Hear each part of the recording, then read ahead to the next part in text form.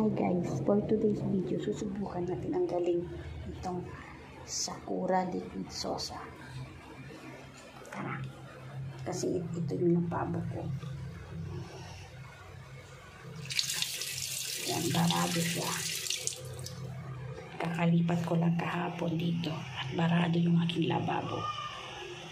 Kaya susubukan natin ang galing ng Liquid Sosa kung effective ba siya. Hintayin lang natin ma-dry yung lababo.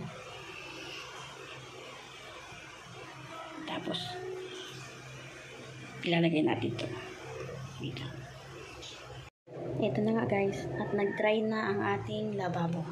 Ngayon, gagamitan na natin siya ng Sakura Liquid Sosa.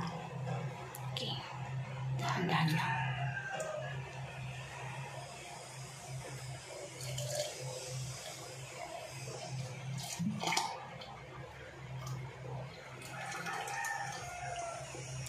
Tapos na.